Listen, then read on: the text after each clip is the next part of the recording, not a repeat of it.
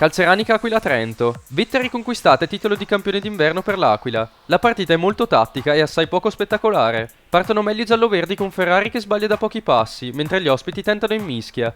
La ripresa si apre con una grossa chance per Matteo Nicolussi Paolaz, che spedisce malamente a lato. L'Aquila alza il ritmo e dopo le occasioni per Diop e Betti, segna il 74esimo con Dondi su punizione dai 25 metri.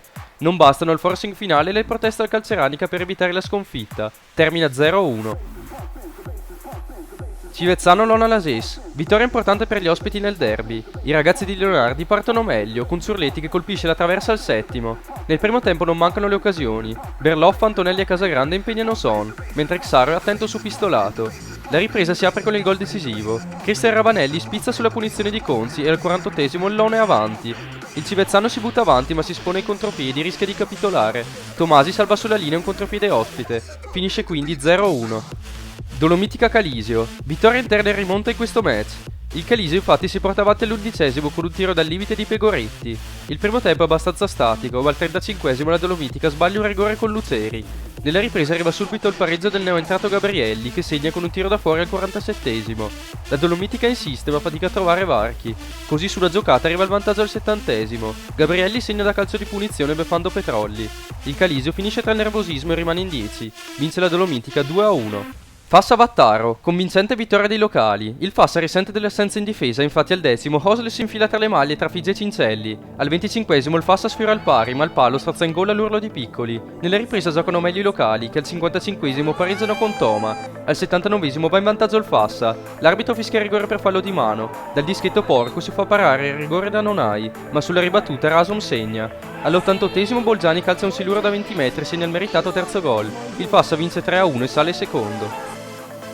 Gardolo Fiemme. Pareggio emozionante in questo incontro. La partita vede subito Valle sbagliare a tu per tu con il portiere, mentre Marin colpisce il palo da fuori area. Tommaso Varesco cerca la soluzione personale ma calcia alto. Al 63esimo la partita si sblocca con un tiro dal limite di Valle. Il Fiemme impalla. Valle colpisce la traversa, in un'altra occasione Varesco colpisce l'incrocio e sulla ribattuta Valle prima calcia su un difensore e poi a lato. Il Gardolo si fa avanti solo nel finale e al 95esimo arriva il pareggio di testa con il solito Mici. Termina in parità, 1-1. Telve Mattarello. Vittoria in extremis per i gialloverdi. Non un primo tempo degno di nota. Il Telve si mantiene alto ma non crea moltissimo. Il match si sblocca solo nel recupero con la rete di Stefano Agostini su rigore. Il secondo tempo è decisamente spento, con Novello e Zongo che non corrono pericoli. Il match si anima solo nel finale con un'occasione per parte.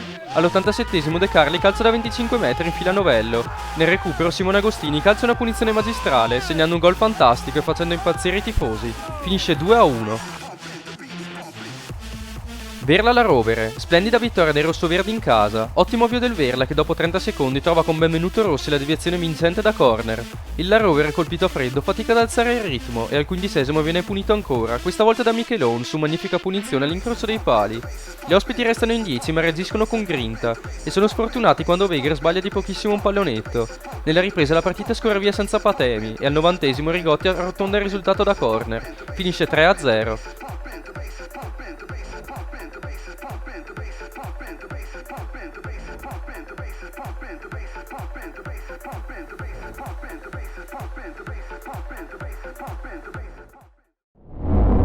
Thank you.